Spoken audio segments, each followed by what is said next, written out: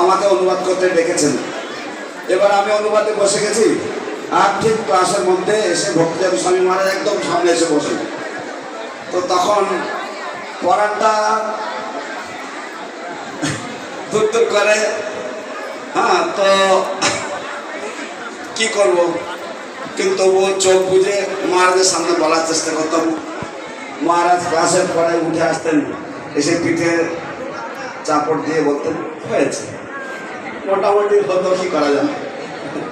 তো যাই হোক, মহারাজের কৃপা, মহারাজের আশীর্বাদ নিয়ে আপনাদের সেবা করার চেষ্টা করি।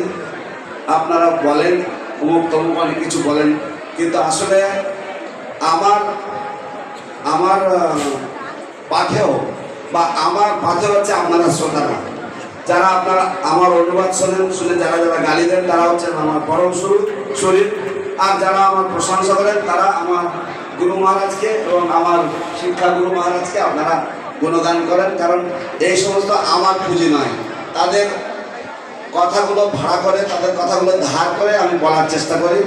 কখনো কখনো এমনও হয় যে চোখ বুঝে থাকি, কোনো বক্তা কিছু বললো মনে থাকলো না, কি অর্থ হবে কিছু জানি না, চোখ বুঝে থাকলাম, হঠাৎ করে মুখ দিয়ে কিছু একটা বেরিয়ে গেল।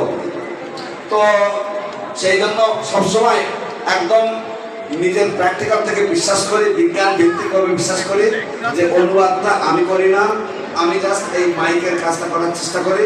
বাকিটা যারা করেন তারা আমি ভালোভাবে জানি কারা করেন, সুতরাং তাদের জয় হোক।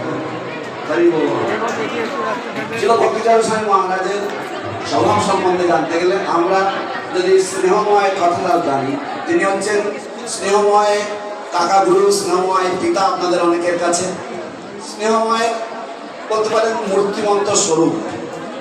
এবং তার বকাঝকা, অনেকেই বলছেন তিনি কখনো কখনো খুবই কঠোর, বজ্র কঠিন, তার বকাঝকা সেটাও তার স্নেহের বহিঃপ্রকাশ মাত্র।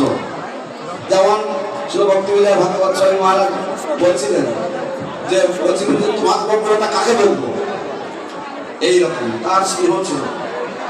ঠিক তেমনি ভাবে তার নম্রতা, তার ভদ্রতা, তার কোমল স্বভাব এবং সর্বোপরি তার যে প্রভুপাদগত প্রাণ, যে আর যে পরিচয় আমরা সকলেই জানি।